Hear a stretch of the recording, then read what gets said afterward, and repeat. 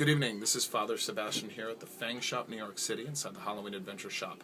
This is the Vampire Central.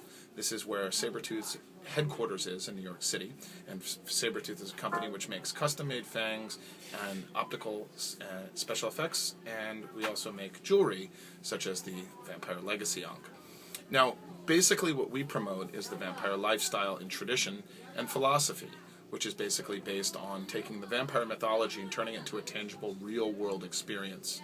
So, over the years, I've interviewed thousands of Fang clients, and in 1995, I opened the Sabretooth Emporium here at the Halloween Adventure Shop.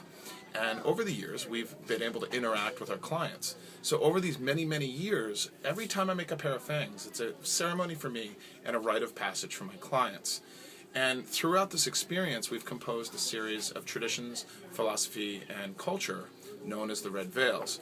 And I put it together in this book here, Vampire Virtues, the Red Veils. This is the English edition. It's also available in Spanish, German, and French. If you have any questions, you can feel free to email us or check us out at sabretooth.com. You can also check our online magazine, vampirealmanac.com, which is going to be an iPhone app and an Android app. So you can find out all sorts of culture and events and stuff like that relating to the vampire culture. Now, in the vampire tradition, we spell vampire with a Y, V-A-M-P-Y-R-E, to designate the vampire philosophy, traditions, and lifestyle. While we also spell vampire with a I when it deals with the fantasy mythology and the main public. Now, how does the vampire philosophy work? Well, it all started with me making fangs. Now, Fangsmithing is what we call the art form, actually is a really interesting experience, because being a rite of passage for many people into the vampire culture, what happens is the way that you see yourself after you get your fangs, which we call rite of the mirror. Now, when you go through the rite of the mirror, what happens is basically I make your fangs. You're not allowed to look in the mirror until it's over, and then suddenly you get to be revealed to your next self or your true self. And there's a whole variety of different reactions that happen when people get their fangs.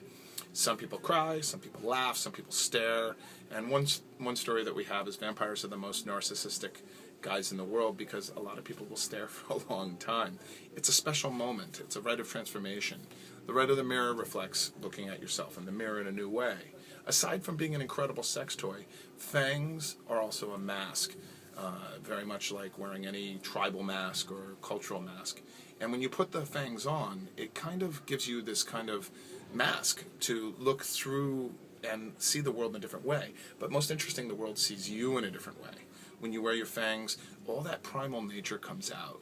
So the relationship with the underground culture, or the primal nature of being animalistic or predatory, really is related inside the fang-making experience, even after you get your fangs.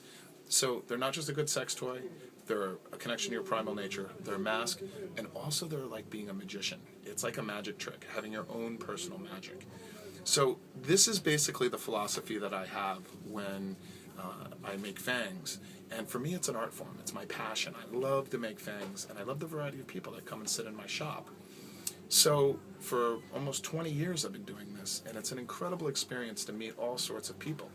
Now, about 4 or 5 years ago, I read a book called The Secret by Rhonda Byrne, and this book talked about the law of attraction, where you put a certain energy out and it's returned to you. And that's basically the philosophy that I have when I make my fangs. I put a certain amount of energy into it, a kind of a connection with my customer. It's as intimate as getting a tattoo, but just not as permanent. And the end result is the connection to all those 4 points, which is the sex toy, sexuality, the magic trick, the primal nature, and of course being a sort of mask.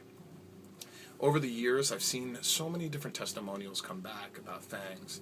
And in the Sabretooth clan, which is my fang clients, we go by each year. So if you got your fangs in 1995, you're of the clan of 1995.